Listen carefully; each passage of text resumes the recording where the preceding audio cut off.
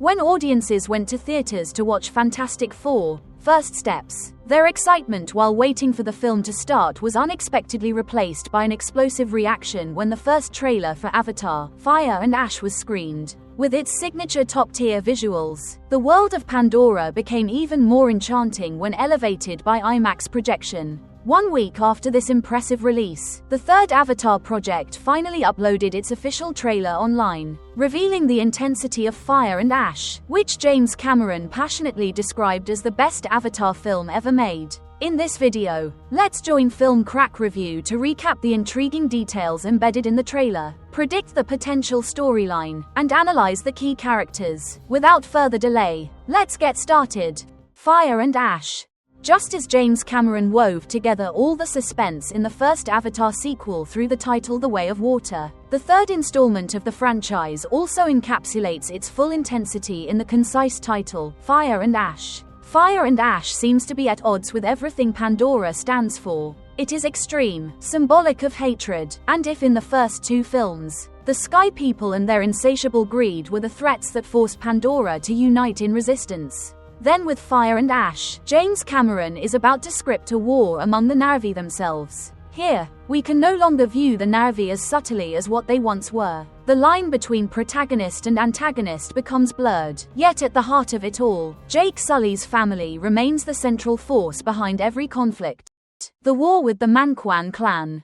The internal conflict among the Na'vi in Fire and Ash will be ignited by the Manquan clan, also known as the Ash People. This clan resides in Ash Village, a place whose appearance alone easily immerses one in a sense of sorrow and desolation, signaling a bare, brutal civilization never before seen on Pandora. Like other clans, the Manquan also have a leader. Their Aloicta is Varang, a fierce female warrior with a chilling appearance. Unlike anything we've come to associate with the Na'vi people, Varang overlays her naturally blue skin with a sooty layer of ash, which highlights the red markings on her body, a reflection of the customs and identity of the Manquan clan. Of course, the Ash People also have their own mounts, and the totem they are bonded with is the Night Wraith. When the entire flock takes flight, the sky appears to be stained with blood, evoking ominous signs of impending doom. Though the visuals have been publicly revealed in striking detail, information regarding the customs and traditions of this clan remains extremely vague.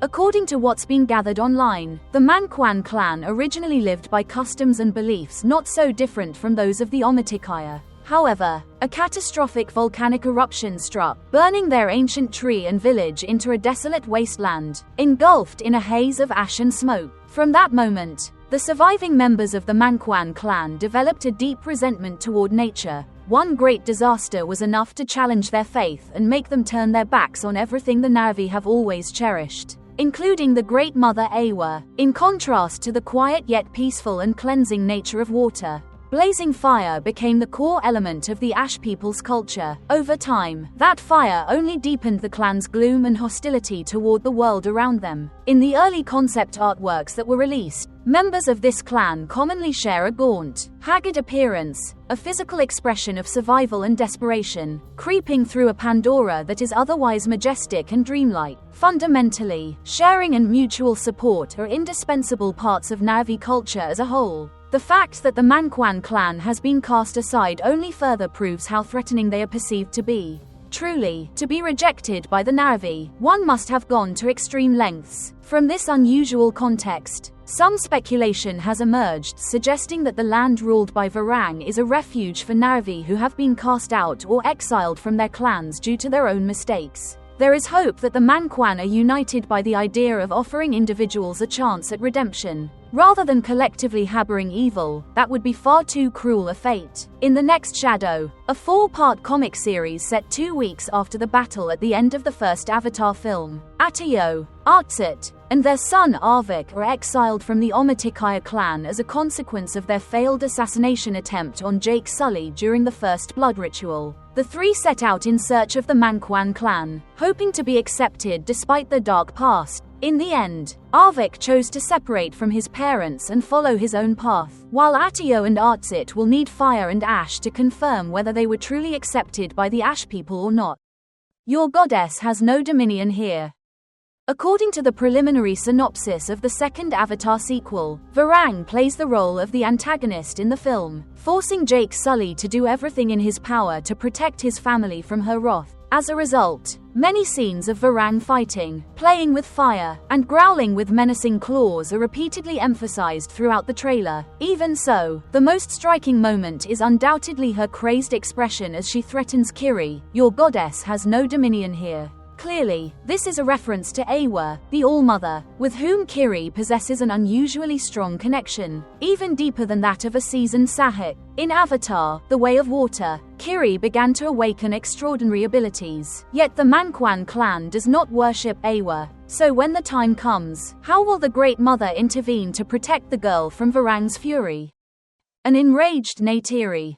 The battle with Varang will not only result in physical loss, but is also likely to cause deep psychological damage to Jake's family. And the most unfortunate among them is perhaps none other than Neytiri. In the first film, she lost her father, her home. In the second, she lost her son. And in the third, she ends up hospitalized, waking in terror with the fear that her children are in danger. "I can't live in hatred forever." That's the line Jake says to Neytiri, his body engulfed by flickering flames. The cinematography here, combined with how the trailer is edited to frame the confrontation between Neytiri and Varang, suggests that James Cameron may have intended for the Aloicta of the Ash people to serve as a mirror reflection of Neytiri. This grieving mother is allowing her rage to consume her. Hatred, in this context, becomes the embodiment of a death that never ends, a death that keeps dying over and over as we walk beneath it to shed our sorrow. This trial will mark a defining influence in the character's development. We all remember the first time Neytiri came alive on screen. The branding attached to her was one of righteousness, composure, and an unending remorse when hurting anything, no matter how small. What are the Sky People planning? Despite the fact that Avatar, Fire and Ash will revolve around a civil war, the Sky People are certainly not out of the picture. According to what the trailer reveals, Colonel Quaritch ventures into the territory of the Ash clan, seemingly with the intention of proposing a collaboration to achieve a common goal, the destruction of the Metkina. What remains unclear is the exact reason why Jake Sully's family ended up in Varang's crosshairs, prompting her to join forces with the RDA. In truth, Jake Sully himself is entangled in a deeply ironic situation, with all the loss and suffering Pandora has endured at the hands of the Sky People. There's no one more fitting to be held accountable than Jake. Even the most rational Na'vi must restrain their anger to avoid blaming him, let alone an extremist, narrow-minded community like the Ash People, who have spent their lives trying to process a wide spectrum of complex emotions. On the other hand, the Sky People's ambition to exploit resources remains unchanged as always. In fact, this time, we even see a scene where Jake is escorted back to the RDA base, the whole mood resembling an idol being dragged off by the cops. With its focus on infighting among the Na'vi, the Sky People will likely take a backseat in Fire and Ash. However, their actions will no doubt lay the groundwork for the ultimate war, the one that will determine the fate of the Avatar franchise. Kiri changes the game. A snippet from the Avatar 3 script was revealed in the bonus section of The Way of Water, titled Inside Pandora's Box, Building the World of Pandora. Although it doesn't delve into much detail, it confirms that Kiri's upcoming journey will revolve around uncovering the mystery of her origins. Specifically, there is a scene in which Kiri tries to connect with the spirit tree, and fails. Moat, the spiritual leader of the Omaticaya clan and also Neytiri's mother, can only sit in silence, lost in thought. She wonders, why did Awa, or the Great Mother, save the boy, only to now seemingly reject Kiri? Watching the recent Fire and Ash trailer, it's 99% certain that the boy in question is Spider. In one frame, Spider is seen in danger. Yet just moments later, the human child reappears, strong and resilient. He no longer needs a mask, breathing Pandora's air as if he were Na'vi. The miracle that happens to Spider is most likely brought about by Kiri, though even she doesn't understand how it happened, how she connects with Awa. From that point on, Kiri is compelled to seek out her grandmother Moat, who then reminds her to keep all secrets related to the Great Mother hidden. Although Fire and Ash may not fully explain the origins of Kiri, we can still somewhat grasp the obvious reason behind that ambiguity. Kiri is the key to ending the conflict between the Sky People and the Na'vi. The battle for Spider. With the open-ended conclusion of The Way of Water, the boy Spider will soon be assigned the role of a bridge between the Sky People and the Na'vi. Quaritch wants to reunite with his son, while Jake Sully would never accept giving up his own family. Being elevated to a divine status is certainly compelling, but Fire and Ash will throw Spider into many morally complex situations, a necessary path that will allow Colonel Quaritch to begin his redemption arc, the journey through which he will eventually seek to save himself. Wind Traders. To further expand the world of Pandora in Avatar, Fire and Ash. Alongside the Ash People, the Tlalam clan, also known as the Wind Traders, will be introduced. True to their English transliterated name, this is a nomadic Na'vi tribe that soars through the skies using machines resembling hot air balloons, created from a combination of Lonatire, jellyfish-like creatures, and Windry. This unique clan is led by Palak, and their central culture revolves around the exchange of goods. In the video game Avatar, Frontiers of Pandora, a member of the Wind Traders named Kakulope was featured, where she serves exactly that trading function, with satyr seeds being used as a form of currency. Tulkun King.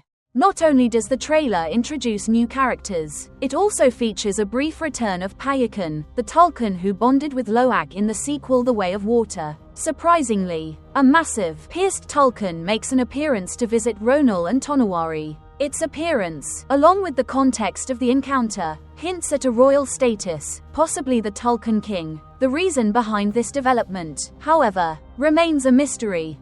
Neytiri's bow. At last, the ancestral bow is once again heroically drawn by Neytiri in what may be a pivotal battle in Fire and Ash. The appearance of this treasured weapon implies that Jake's family, or at least Loak, had to return to the wreckage of the Sea Dragon to retrieve it. This detail carries immense emotional weight. As anyone who sets foot there will inevitably relive the heartbreaking memories of the eldest son, Netayam. Avatar and The Way of Water each grossed over $2 billion at the global box office, making them the most commercially successful films worldwide, proudly holding the number 1 and number 3 positions, respectively. If Fire and Ash can inherit the franchise's established brilliance, Avatar will become the only film franchise in history to have 3 entries surpass the $2 billion mark, an unprecedented achievement that, frankly, no contender is likely to replicate.